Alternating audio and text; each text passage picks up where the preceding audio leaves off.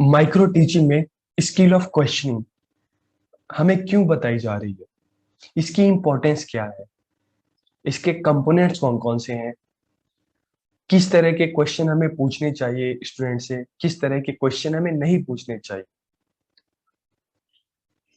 Skill of questioning पे lesson plan कैसे बनाते हैं। तो आज के इस वीडियो में हम इसी टॉपिक पे बात करेंगे। तो हम स्टार्ट करते हैं। Hello everyone, this is Pawan Mishra and I welcome you to my YouTube channel. तो स्किल ऑफ क्वेश्चनिंग कि जिस तरह से skill of set induction, skill of explanation, skill of stimulus variation, skill of reinforcement, उनकी इंपॉर्टेंस है। तो उसी तरह से आज हम के वीडियो लेक्चर में हम जानते हैं कि स्किल ऑफ क्वेश्चनिंग की क्या इंपॉर्टेंस है और ये आपको क्यों बताई जा रही है, प्रश्न कौशल क्या है। तो questioning is an art that is being used for teaching since ancient times. कि प्रश्न पूछना एक ऐसी कला है जो प्राचीन काल से ही शिक्षा देने के लिए प्रयोग में लाई जा रही है। तो आप इसकी इंपॉर्टेंस को समझ सकते हैं कि ये पुराने टाइम से ही चली आ रही है और आज तक इसकी इंपॉर्टेंस बनी हुई है।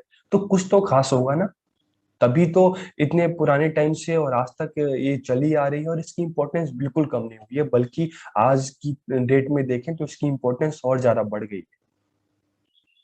अब इसकी क्या इंपॉर्टेंस है। तो information about the previous knowledge of the student, the level of knowledge and understanding of the student, their interest toward the subject. कि इसकी हेल्प से हमें स्टूडेंट की प्रीवियस नॉलेज का पता चलता है कि सब्जेक्ट को लेकर उसकी प्रीवियस नॉलेज क्या है।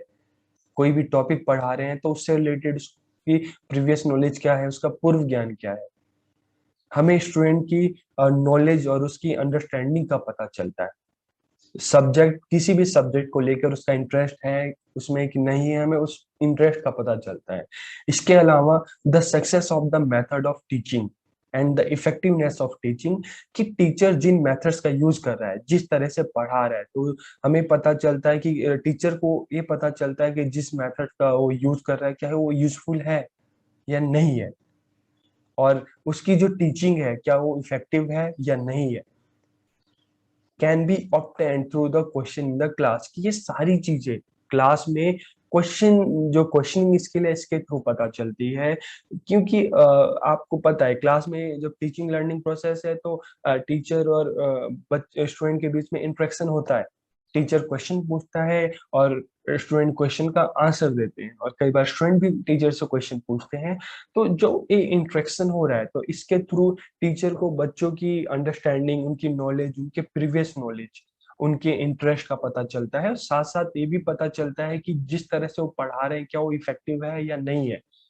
बार बार बच्चों से क्वेश्चन पूछते रहते हैं तो इससे टीचर को पता चलता है, उनको टीचर भी खुद को एसेस करते हैं, खुद का आकलन करते हैं कि हाँ हम जो पढ़ा रहे हैं बच्चों को समझ में आ रहा है या नहीं। ठीक है। तो स्किल ऑफ क्वेश्चनिंग, इसकी अपनी इंपॉर्टेंस है। It is very important for a teacher to ask question. कि एक टीचर के लिए क्वेश्चन पूछना बहुत जरूरी है during teaching, in order to increase the thinking capability of the student. कि जब भी क्लास में आप जाओ तो ये नहीं कि आप बस आप एक्सप्लेन करते रहो, नहीं। आप एक्सप्लेन के साथ साथ, एक्सप्लेनिंग के साथ साथ आप बच्चों से क्वेश्चन भी पूछो। ठीक है। अब क्वेश्चन से क्या हो रहा है, बार बार आप बच्चों से क्वेश्चन पूछ रहे हो, एक तो बच्चा क्लास में एक्टिव रहता है क्योंकि उसको ये पता होता है कि टीचर कभी भी क्वेश्चन पूछ सकती है। सेकंड क्या है कि उसकी जो थिंकिंग कैपेबिलिटी है, उसकी जो सोचने की क्षमता है उसमें बढ़ोतरी होती है, वो बढ़ती है, वो इंक्रीज होती है। Teacher often use question to ensure that student are attentive and engaged and to assess student understanding. कि शिक्षक अक्सर प्रश्नों का उपयोग विद्यार्थियों की समझ का आकलन करने के लिए और यह सुनिश्चित करने के लिए करते हैं कि जो स्टूडेंट है, जो विद्यार्थी हैं, वो क्लास में चौकस और व्यस्त हैं कि नहीं। क्या बच्चे क्लास में एक्टिव हैं या जो भी टीचिंग लर्निंग प्रोसेस है उसमें इंगेज हैं कि नहीं। तो इन चीजों का पता करने के लिए टीचर क्या करता है, बच्चों से क्वेश्चन पूछता है। आपको भी याद होगा, क्लास में बैठे हो, इधर उधर देख रहे हो, टीचर ने आपकी तरफ देखा और अचानक से एक क्वेश्चन पूछ लिया कि चलो मैं तुमको जो पढ़ा रही हूँ बताओ। तो अगर नहीं आता तो इधर उधर आपका चेहरा होने लगता है या चेहरा नीचे झुका लेते हो, लेकिन जब आता है तो आप तुरंत हाथ ऊपर करके बता देते हो। तो क्वेश्चनिंग एक ऐसी स्किल है जिसकी हेल्प से बच्चों को क्लास में एक्टिव रखा जा सकता है, टीचिंग लर्निंग में उनको इंगेज किया जा सकता है, उनकी अंडरस्टैंडिंग को, उनकी समझ को बढ़ाया जा सकता है। तो क्वेश्चनिंग क्या है? टीचर के लिए ग्रेट टूल है, एक ऐसा उत्तम साधन है जिसकी हेल्प से एक तो टीचर क्लास में बच्चों के साथ इंटरेक्शन कर सकता है, अंतरक्रिया कर सकता है, और उसके साथ साथ बच्चों को मोटिवेट भी कर सकता है। तो questioning skill are such a great tool for the teacher कि प्रश्न कौशल अध्यापक के लिए एक ऐसा उत्तम साधन है through which there is a proper interaction between the teacher and the student, कि इसके द्वारा अध्यापक और विद्यार्थी के बीच में एक उचित अंतरक्रिया होती है, and the student so that the student can be motivated to study and concentrate in the class, कि इससे क्या है कि विद्यार्थियों को कक्षा में अध्ययन एवं ध्यान केंद्रित करने के लिए प्रेरित किया जा सकता है। तो बहुत ही अच्छी स्किल है और इसकी अपनी इम्पोर्टेंस है कि इससे क्या है कि टीचर और स्टूडेंट के बीच में क्लास के टाइम में, जब टीचिंग लर्निंग के टाइम में एक इंटरेक्शन होता रहता है, टीचर टाइम टाइम पे क्वेश्चन पूछता है और स्टूडेंट एक्टिवली उसका आंसर देता है। तो therefore a teacher must be proficient in the skill of asking question, कि एक शिक्षक को प्रश्न पूछने के कौशल में पारंगत होना आवश्यक है। तो इसीलिए आपको ये स्किल सिखाई जा रही है ताकि आपको पता चले कि आप अपनी क्लास में बच्चों को एक्टिव रख सको, उनको टीचिंग लर्निंग में इंगेज कर सको, उनकी अंडरस्टैंडिंग, उनकी नॉलेज को बढ़ा सको, लेकिन सिर्फ क्वेश्चन पूछना नहीं, क्वेश्चन किस तरह से होने चाहिए, किस तरह के क्वेश्चन नहीं होने चाहिए। तो आज की स्किल में हम इसकी भी बात करेंगे। तो हम इसके कंपोनेंट्स को देखते हैं, और उससे पहले हम इसकी नीड के बारे में जानते हैं कि नीड ऑफ क्वेश्चनिंग स्किल, कि प्रश्न कौशल की आवश्यकता क्या है। To keep the attention of the student in the class, की कक्षा में विद्यार्थियों का ध्यान शिक्षण बिंदुओं पर केंद्रित करने के लिए, कि जो आप पढ़ा रहे उस पर बच्चों का ध्यान, उनकी अटेंशन करने के लिए, ठीक है। To keep the attention of the student in the classroom. तो अगर आप बार बार क्वेश्चन पूछते रहोगे क्लास में, तो बच्चा भी, स्टूडेंट भी क्लास में एक्टिव रहेंगे और जो पढ़ाया जा रहा है उस पर ध्यान देंगे। To keep the student active in the class, की कक्षा में विद्यार्थियों को सक्रिय बनाए रखने के लिए। To test the knowledge and attitude of the student, कि विद्यार्थियों के ज्ञान तथा अभिरुचि का परीक्षण करने के लिए। To stimulate the student thought expression, memory and imagination, की विद्यार्थियों की विचार अभिव्यक्ति, स्मृति एवं कल्पनाशीलता को प्रेरित करने के लिए। To evaluate the content taught to the student during teaching, कि शिक्षण के दौरान विद्यार्थियों को सिखाई गई पाठ्य वस्तु का मूल्यांकन करने के लिए, कि मान लो आप कोई चैप्टर पढ़ा रहे हैं, आपने कोई चैप्टर बच्चों को पढ़ाया, कोई अध्याय पढ़ाया, और उसको पढ़ाने के बाद आप आपको ये पता करना है कि जो मैंने पढ़ाया क्या बच्चों ने उसको सीखा या नहीं, उसको समझा कि नहीं। तो आप किस तरह से उनका इवेल्युएशन करोगे, मूल्यांकन करोगे? आप उनसे क्वेश्चन पूछोगे क्लास में, तो उससे आपको पता चलेगा कि आपने जो पढ़ाया बच्चों ने समझा कि नहीं समझा। ओके, तो अब हम इसके कंपोनेंट्स के बारे में जानते हैं कि जो क्वेश्चनिंग स्किल है इसके कंपोनेंट्स कौन-कौन से हैं, घटक कौन-कौन से हैं। तो सबसे पहले आता है स्ट्रक्चर ऑफ क्वेश्चन, प्रश्नों की संरचना, की क्वेश्चन कैसे होने चाहिए। तो इस बात का आप बिल्कुल ध्यान रखना कि क्वेश्चन जब भी आप पूछो बच्चों से, और आप जब भी क्वेश्चन आप अपनी प्लानिंग करो, ठीक है, लेसन प्लान बनाओ, तो क्वेश्चन किस तरह से होने चाहिए आप इसको ध्यान में रखना। क्योंकि क्वेश्चन आपकी जो क्वेश्चन पे भी डिपेंड करता है कि बच्चा उसको समझे या उसका आंसर दे, तो इसके लिए क्वेश्चन भी अच्छे होने चाहिए, ठीक है। तो सबसे फर्स्ट हम देखते हैं रिलेवेंसी, प्रासंगिकता। तो इसमें क्या चीजें आती हैं कि जो भी क्वेश्चन आप पूछो, आप जो पढ़ा रहे हो, जो टॉपिक आप पढ़ा रहे हो, क्वेश्चन उससे रिलेटेड होना चाहिए। ये नहीं कि पढ़ा आप कुछ और रहे हो और क्वेश्चन आप कुछ और पूछ रहे हो, तो नहीं, उसकी प्रासंगिकता होनी चाहिए, रिलेवेंसी होनी चाहिए। जो चीज आप पढ़ा रहे हो, आप जो चीज बच्चों को आपने क्लास में पढ़ाया समझाया, क्वेश्चन भी उसी से रिलेटेड होने चाहिए। अगर आपने बच्चों को एसएसटी पढ़ाई, ठीक है, एसएसटी में अगर आपने उनको ज्योग्राफी पढ़ाई, ह्यूमन रिसोर्स पढ़ाया, तो क्वेश्चन भी ह्यूमन रिसोर्स से रिलेटेड होने चाहिए। ये नहीं कि आप बच्चों को ह्यूमन रिसोर्स पढ़ा रहे हैं और क्वेश्चन आप इंडस्ट्री से पूछ रहे हैं, तो ऐसा नहीं। ठीक है। सेकंड, स्पष्टता, क्लियरिटी। जो भी क्वेश्चन पूछो क्लियर होने चाहिए, इसमें क्लियरिटी होनी चाहिए, ताकि बच्चों को जब आप बोलो तो बच्चा उसको समझे। तो रिलेवेंसी एंड क्लियरिटी। ठीक है। थर्ड है संक्षिप्तता, कंसिस्टेंस, कि क्वेश्चन ज्यादा बड़े नहीं होने चाहिए, छोटे क्वेश्चन होने चाहिए। क्योंकि छोटे क्वेश्चन है कि आप बड़े क्वेश्चन से अच्छा है आप छोटे छोटे उसके छोटे छोटे पार्ट कर लो, आप छोटे छोटे क्वेश्चन पूछो। तो छोटे क्वेश्चन बच्चों को बहुत जल्दी समझ में आ जाते हैं, और उसको समझकर बच्चे आंसर देने की भी कोशिश करते हैं, तो क्वेश्चन छोटे होने चाहिए। स्पेसिफिकेशन, विशिष्टता। तो इसमें क्या है कि एक क्वेश्चन में सिर्फ एक ही बात पूछी जानी चाहिए। जैसे व्हाट इज नाउन, संज्ञा क्या है। व्हाट इज वर्ब, ठीक है, टाइप्स ऑफ नाउन। तो एक क्वेश्चन में सिर्फ एक ही बात पूछी जानी चाहिए। तो स्पेसिफिकेशन होना चाहिए क्वेश्चन में, ये नहीं कि एक ही क्वेश्चन में आपने 3 चीजें पूछ ली, तो ऐसे बच्चा कंफ्यूज हो जाता है। ठीक है, तो आपको ये समझ में आ रहा है, रिलेवेंसी होनी चाहिए, प्रासंगिकता की, जो पढ़ा रहे उससे रिलेटेड होना चाहिए, क्लैरिटी होनी चाहिए, स्पष्टता और संक्षिप्तता, क्वेश्चन ज्यादा बड़े नहीं होने चाहिए, और एक क्वेश्चन में सिर्फ एक ही बात पूछी जाए, ज्यादा बातें, ज्यादा चीजें नहीं पूछी जाए। फिर ग्रामेटिकल करेक्टनेस, की व्याकरणिक शुद्धता होनी चाहिए। तो स्ट्रक्चर ऑफ क्वेश्चन किस तरह से होने चाहिए आपको पता चल गया। अब हम देखते हैं सेकंड, इसका कंपोनेंट देखते हैं, प्रश्नों का प्रस्तुतिकरण। अब प्रश्न तो हमने, क्वेश्चन तो हमने स्ट्रक्चर कर लिए, क्वेश्चन हमने बना लिए, अब उसको पूछना कैसे है, प्रेजेंटेशन ऑफ क्वेश्चन। तो अब हम इसमें भी देखते हैं, सबसे पहले वॉइस ऑफ द टीचर।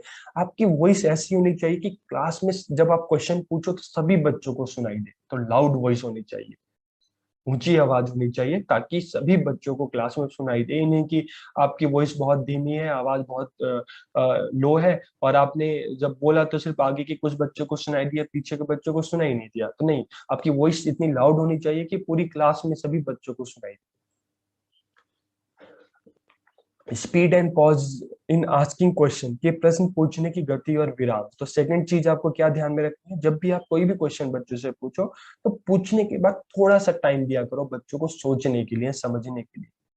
क्योंकि आपकी जो अंडरस्टैंडिंग है, समझ है, और जो बच्चों की समझ है, दोनों में बहुत फर्क है, जमीन आसमान का अंतर है। ठीक है। तो जब भी आप कोई क्वेश्चन पूछें, तो क्वेश्चन पूछने के बाद 10 सेकेंड 20 सेकेंड थोड़ा सा पॉज लें, ताकि बच्चा उस क्वेश्चन को सुनकर समझने की कोशिश करे, और उसके बाद आप बच्चों की तरफ देखें, और क्लास में आप किसी भी बच्चे से उसका आंसर पूछ सकते हैं। तो क्वेश्चन पूछने के बाद आप थोड़ा सा पॉज लिया करो, थोड़ा सा टाइम दिया करो बच्चों को समझने के लिए, और फिर उनसे आंसर, बच्चों से आंसर पूछो। फिर डिस्ट्रीब्यूशन ऑफ क्वेश्चन, प्रश्नों का वितरण। तो जब भी आप क्लास में क्वेश्चन पूछें, तो आपका बच्चों के साथ इस तरह से इंटरेक्शन होना चाहिए कि बच्चों को ये लगे कि आप सभी, पूरी क्लास में सभी से बात कर रहे हैं, आप क्वेश्चन सभी से पूछ रहे हैं, ये ना लगे कि आप सिर्फ 2-3 बच्चों से ही क्वेश्चन पूछ रहे हैं। तो आप जब भी क्वेश्चन पूछें, तो आपका सारा ध्यान पूरी क्लास पे होना चाहिए, सिर्फ कुछ बच्चों पे नहीं, पूरी क्लास पे होना चाहिए, और पूरी क्लास पर नजर रखते हुए आपको क्वेश्चन पूछना है, ताकि बच्चों को, पूरी क्लास को लगे कि टीचर किसी से भी क्वेश्चन पूछ सकती है, ऐसा ना लगे कि सिर्फ 2-3 बच्चे हैं, उन्हीं से क्वेश्चन पूछेगी। और आपको क्या करना है, जब भी आप क्वेश्चन पूछो, तो सिर्फ 2-3 बच्चों को नहीं, आप पूरी क्लास में आप पूछो, और इस तरह से पूरी क्लास को लगना चाहिए कि किसी से भी क्वेश्चन पूछा जा सकता है, ताकि बच्चे एक्टिव रहे। तो इस तरह से डिस्ट्रीब्यूशन ऑफ क्वेश्चन, प्रश्नों का वितरण करना है। ठीक है। फिर टीचर्स बिहेवियर, अध्यापक का व्यवहार, कि जब भी आप क्वेश्चन पूछो, तो आपका बिहेवियर बिल्कुल नॉर्मल होना चाहिए। ये नहीं कि बिल्कुल एग्रेसिव हो, बहुत ज्यादा गुस्से में हो, बहुत ज्यादा लो आप फील कर रहे हो, तो इस तरह से नहीं, आपका जो बिहेवियर है बिल्कुल नॉर्मल होना चाहिए। ठीक है। तो इस तरह से हम जो क्वेश्चन है हमारे, उसको हम, उसकी प्रेजेंटेशन हो सकती है, उसका प्रस्तुतिकरण हो सकता है। तो ये चीज आपको समझ में आ गई होगी, कंपोनेंट्स। अब हम देखते हैं कि जब हम क्वेश्चन पूछते हैं, तो हमें किस तरह के क्वेश्चंस नहीं पूछने हैं, क्या ना करें, डोंट्स, कि कौन से क्वेश्चन हमें बिल्कुल नहीं पूछने। तो don't ask question that answer yes और नो, कि जिन क्वेश्चन में सिर्फ उसका आंसर यस और नो में हो, तो वो हमें नहीं पूछना चाहिए। ठीक है।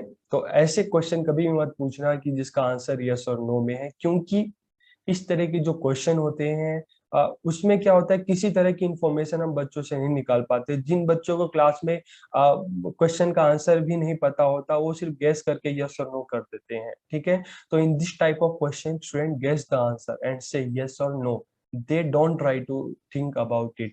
कि इस प्रकार के प्रश्नों में विद्यार्थी उत्तर का अंदाजा लगाकर हाँ या नहीं बोल देता है, इसमें वे सोचने का प्रयास नहीं करते। ठीक है। तो इस तरह के क्वेश्चन आपसे नहीं पूछने चाहिए, आपको बच्चों से नहीं पूछने चाहिए जिसका आंसर यस या नो में हो। जैसे एक क्वेश्चन है कि क्या आप सभी मार्केट जाते हैं? यस। ठीक है। तो इस तरह के क्वेश्चन ये को आप इस तरह से क्वेश्चन से आप ज्यादा जो बच्चे मार्केट मान लो नहीं भी जाए वो भी कहेंगे यस। ठीक है। तो इस तरह के क्वेश्चन नहीं पूछने चाहिए। आप ये पूछ सकते हैं what is market, types of market.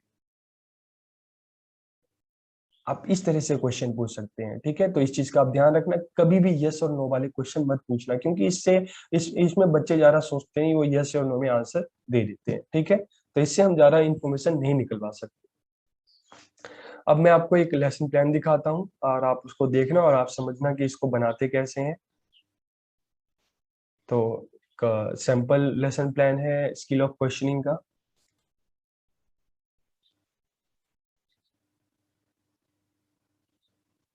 तो इसमें सबसे पहले कंपोजिशन पे बनाया गया है। आप अलग टॉपिक भी ले सकते हैं, आप वर्ब भी ले सकते हैं, आप नाउन भी ले सकते हैं, आप और भी टॉपिक ले सकते हैं।